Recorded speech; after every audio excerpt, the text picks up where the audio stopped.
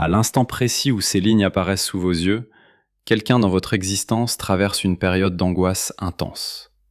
Une véritable terreur l'habite. Sa respiration s'est modifiée de manière notable.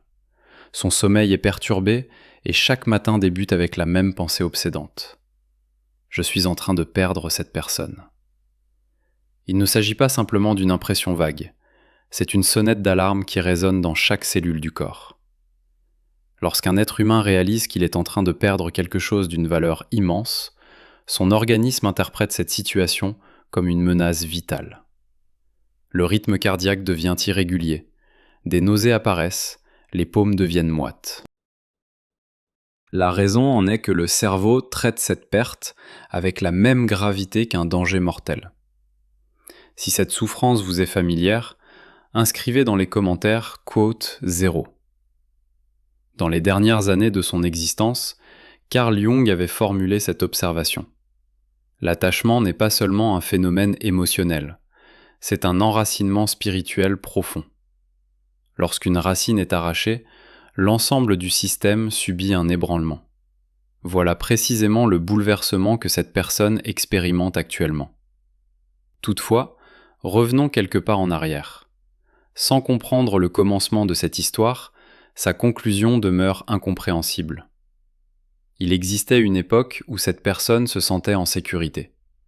Elle était convaincue que vous seriez toujours présent. Peut-être n'avait-elle jamais exprimé cela verbalement. Peut-être n'avait-elle jamais manifesté ce sentiment. Mais une certitude intérieure persistait. Vous alliez attendre, vous étiez là à patienter. Ce genre de confiance représente un danger. Elle génère de la paresse chez les individus, elle les immobilise. On se dit demain, on se dit bientôt, on se dit quand je serai prêt, et les jours s'écoulent ainsi, puis les semaines, puis les mois. L'un des patients de Jung répétait sans cesse la même phrase durant leur rencontre thérapeutique. « J'éprouve de l'amour pour cette personne, mais je ne suis pas encore préparé. » 6 mois plus tard, lorsque cet homme revint consulter Jung, il avait déjà perdu cette personne. Jung lui avait alors déclaré ceci. « Durant le temps où vous attendiez d'être prêt, la vie vous a contraint à vivre sans être prêt. » Voici exactement ce que traverse en ce moment la personne dont il est question.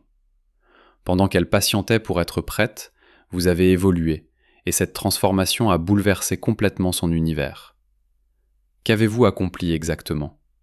En réalité, vous n'avez rien fait de particulier. Vous n'avez simplement pas cessé d'avancer. Vous avez continué à exister pleinement, vous avez ri, vous avez élaboré des projets, vous avez passé du temps en compagnie d'autres personnes. Vous avez vécu votre propre existence.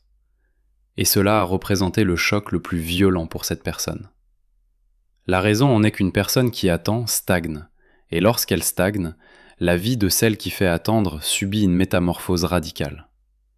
Cette personne s'imaginait que votre univers gravitait autour d'elle, et puis un matin elle s'est réveillée. Elle a constaté que non, votre univers tourne sur son propre axe. Et elle n'est qu'une étoile, peut-être un satellite, mais certainement pas le centre. Cette prise de conscience est dévastatrice. Jung qualifiait cela de mort de l'ego. Autrement dit, l'effondrement des illusions qu'une personne entretient à son propre sujet. L'illusion d'être le centre du monde. Elle est remplacée par la réalité suivante. Je ne suis qu'un élément parmi d'autres. Cette transition s'avère douloureuse. Désormais, cette personne se réveille chaque jour avec cette souffrance, et chaque jour, elle se pose la même question. Quel a été le moment exact où je l'ai perdu ? Quelle parole ? Quel silence ? Mais voici ce qu'elle ne comprend pas. Elle ne vous a pas perdu. Vous avez simplement cessé d'attendre. Et cela représente quelque chose de bien plus puissant. Je vais maintenant vous décrire l'anatomie du processus que cette personne traverse présentement. Lorsque vous saisirez ce mécanisme, vous comprendrez également le geste stupéfiant qu'elle s'apprête à accomplir prochainement. La première phase consiste en un déni. Au départ, cette personne a refusé de reconnaître votre transformation. Elle s'est dit que vous étiez occupé. Elle s'est dit que c'était dû à la fatigue. Elle s'est dit que cela passerait. Mais cela n'est pas passé. Votre évolution n'était pas un état d'esprit temporaire, c'était une transformation permanente. Selon Jung, le déni constitue le mécanisme de défense le plus élémentaire de l'inconscient. Affronter la réalité signifie accepter le changement. Or, le changement suscite toujours de l'appréhension, particulièrement un changement que je ne peux pas contrôler. La deuxième phase est la colère. Ensuite, cette personne s'est mise en colère. Non pas contre vous, mais contre elle-même. « Pourquoi ai-je attendu si longtemps ?» s'est-elle demandé. « Pourquoi me suis-je comporté de façon aussi stupide ?» Cette colère exprimait en réalité un sentiment d'impuissance. Elle a pris conscience de quelque chose. Le contrôle ne lui appartient plus. Vous êtes aux commandes de votre propre vie, et elle n'est qu'un simple passager. Ou peut-être même plus un passager du tout. La troisième phase est la négociation. L'inconscient a ensuite commencé à négocier. Peut-être devrais-je patienter encore un peu, s'est-elle dit. Peut-être que les circonstances s'amélioreront, s'est-elle dit. Peut-être que l'instant idéal se présentera, s'est-elle dit. Mais l'instant idéal n'existe pas. D'après les observations de Jung, ceux qui attendent l'instant idéal attendent éternellement. L'instant idéal, c'est uniquement celui où vous passez à l'action. La quatrième phase est l'effondrement. Puis les murs se sont écroulés. Cette personne, peut-être durant une nuit, peut-être un matin, peut-être en se rendant au travail, s'est soudainement arrêtée et la réalité entière s'est abattue sur elle en un instant. Je suis en train de la perdre. Peut-être l'ai-je même déjà perdue, et c'est ma faute. L'un des symptômes les plus répandus que Jung observait chez ses patients était cet effondrement existentiel soudain. Lorsque les gens décrivaient l'instant où un mensonge vécu pendant des années s'effondrait brusquement, ils employaient toujours les mêmes mots. Comme si le ciel et la terre avaient échangé leur place. Comme si tout était devenu clair instantanément. Voilà exactement la clarté dans laquelle se trouve cette personne en ce moment, et cette clarté est terrifiante. Elle ne peut plus se mentir à elle-même. Elle ne peut plus fabriquer d'excuses. Elle ne peut plus repousser. Et c'est précisément à ce stade que débute la cinquième phase, le passage à l'action. Écoutez maintenant avec attention. Cette partie est celle où tout bascule. Lorsqu'un individu comprend qu'il est réellement en train de perdre quelque chose de précieux, deux voies s'offrent à lui. Soit il fait son deuil et avance, soit il se bat. Pensez-vous qu'elle va se battre ? Écrivez quote 1 dans les commentaires. La personne dont nous parlons a décidé de combattre. Mais il ne s'agit pas d'un combat ordinaire. C'est un combat contre elle-même, contre ses peurs, contre sa paresse, contre ses habitudes. Et ce combat va se manifester extérieurement sous forme d'un geste stupéfiant. Quelle pourrait être cette action ? Première possibilité, elle va se présenter devant vous, mais cette fois différemment, cette fois sans défense, cette fois avec honnêteté, cette fois sans masque. Elle va vous dire ceci. J'ai commis une erreur, j'ai eu peur, j'ai fui. Mais maintenant je comprends. Tu représentes ce qu'il y a de plus précieux pour moi, et je ne peux pas me résoudre à te perdre. Ces mots ne sont pas faciles à prononcer. L'ego déteste ce genre d'aveu. L'ego désire toujours avoir raison. L'ego veut toujours paraître fort. Mais l'amour est plus grand que l'ego, et cette personne le comprend désormais. Deuxième possibilité. Elle va opérer un changement radical dans son existence. Peut-être va-t-elle quitter son emploi, peut-être va-t-elle déménager dans une autre ville, peut-être va-t-elle franchir un pas qu'elle repoussait depuis des années. Elle a compris quelque chose. Le message que vous lui avez transmis était très clair. J'avance. Toi aussi tu avances ou tu restes en arrière ? Et elle refuse de rester en arrière. Selon les observations de Jung, la véritable transformation d'un être humain ne commence que lorsqu'il se trouve acculé. L'être humain ne change pas dans le confort, il change dans la douleur. Et cette personne souffre suffisamment en ce moment. Troisième possibilité. Elle va vous écrire une lettre, vous envoyer un message, vous offrir quelque chose. Mais ce ne sera pas un geste banal. Ce sera une expression venue des profondeurs de son âme. Elle dira peut-être des choses qu'elle taisait depuis des années. Elle pleurera peut-être. Ses mains trembleront peut-être en tenant le téléphone. C'est sa dernière chance, et elle en a conscience. Mais vous, que ferez-vous ? Voilà la véritable question. Quelle que soit son action, la décision vous appartient. Vous n'êtes plus la personne qui attend, vous êtes celle qui choisit. Et ce pouvoir peut être effrayant. Le pouvoir s'accompagne de responsabilités. Vous ne pouvez plus dire « que fait-elle » ? J'agirai en fonction de ce qu'elle fait. Vous devez maintenant vous demander ce que vous voulez. D'après Jung, la liberté est ce qui effraie le plus les individus. La liberté exige de faire des choix, et choisir signifie parfois renoncer. Je vais maintenant vous donner quelques points de réflexion qui vous aideront à comprendre comment vous réagirez face au geste qu'elle accomplira. Posez-vous cette question. Lorsque cette personne viendra vers vous, quelle sera votre première réaction intérieure ? La première réaction est la plus honnête. Les pensées qui viennent ensuite, les raisonnements, les rationalisations. Mais la première réaction révèle la vérité de votre âme. Ressentirez-vous de la joie ou de l'inquiétude, du soulagement ou de la lassitude ? Ce sentiment vous donnera votre véritable réponse. Autre point important, si vous lui accordez une seconde opportunité, sera-ce par faiblesse ou par maturité ? La différence est la suivante. Les chances accordées par faiblesse blessent à nouveau. Les chances accordées par maturité apportent la guérison. Retourner vers elle, est-ce fuir la solitude ou est-ce parce que vous pouvez réellement envisager un avenir ensemble ? Percevez-vous clairement cette différence ? Réfléchissez également à ceci. Pouvez-vous imaginer concrètement un avenir avec cette personne ? Vraiment honnêtement, ou essayez-vous simplement de sauver le présent ? Si l'avenir reste flou, peut-être que cette relation a déjà atteint sa fin. Et peut-être la question la plus importante. Si cette personne ne venait pas maintenant, seriez-vous capable de tenir debout quand même ? Si votre réponse hésite, vous n'êtes pas encore prêt. Ce n'est pas avec elle que vous devez travailler davantage, mais avec vous-même. Finalement, attendiez-vous ce geste ? Si vous l'attendiez, cela signifie que votre inconscient connaissait déjà la réponse.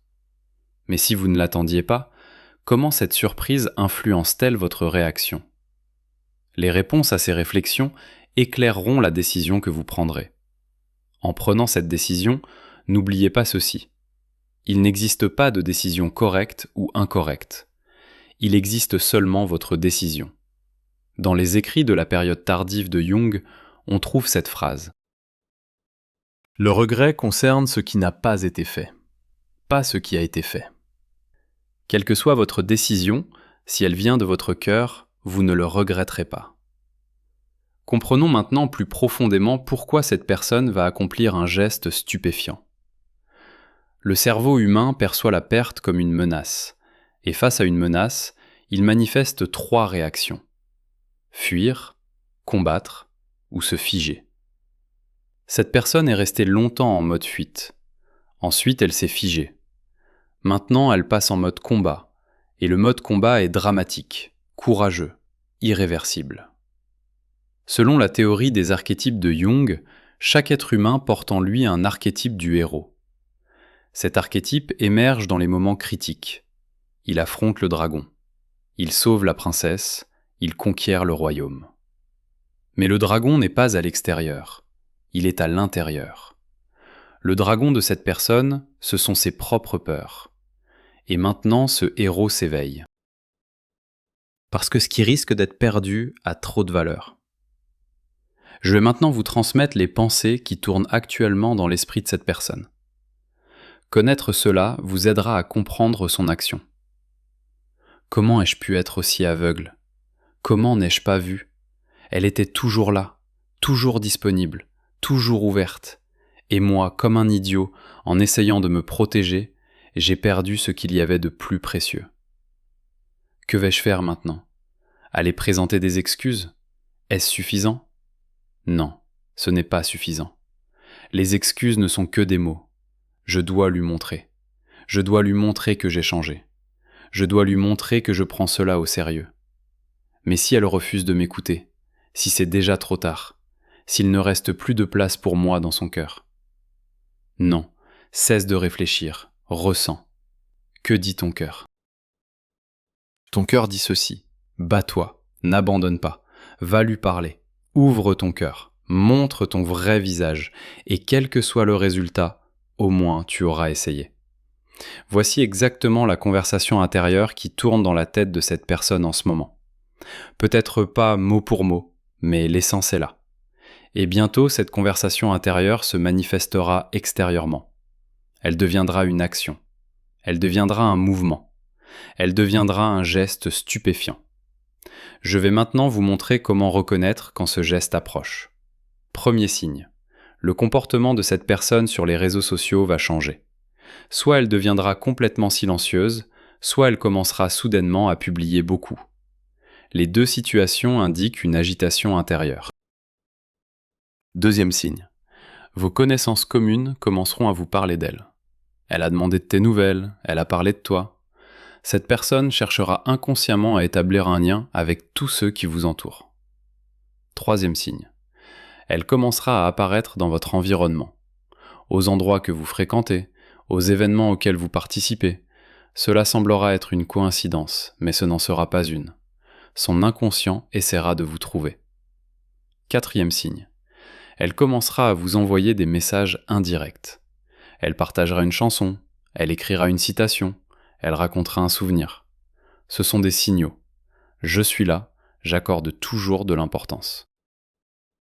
S'il te plaît, remarque-le.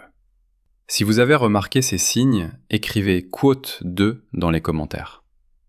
Cinquième signe. Elle va effectuer un changement majeur dans sa vie et elle voudra que vous en soyez informé. Elle voudra vous montrer quelque chose.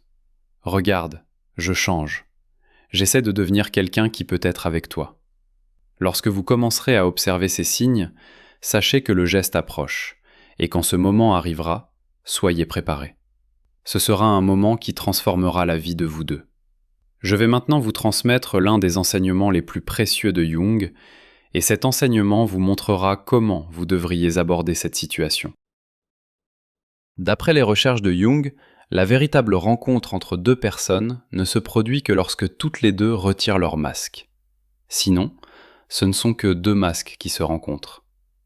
Autrement dit, lorsque cette personne viendra vers vous, elle doit venir sans masque, avec son vrai visage, avec ses vraies peurs, avec ses vrais désirs. Et vous devez également l'accueillir sans masque. Sinon, cette rencontre restera superficielle à nouveau. Qu'est-ce que cela signifie d'être sans masque ? Être sans masque, c'est dire que vous ne l'avez pas pardonné quand vous dites « je t'ai pardonné », mais que ce n'est pas le cas. Être sans masque, c'est confesser qu'il y a un problème quand vous dites « ce n'est pas grave », alors que c'en est un. Être sans masque, c'est pouvoir dire « j'ai peur » quand vous avez peur, pouvoir dire « je suis en colère » quand vous êtes en colère. Seule l'honnêteté crée une véritable connexion. Les mensonges ne procurent que des soulagements temporaires.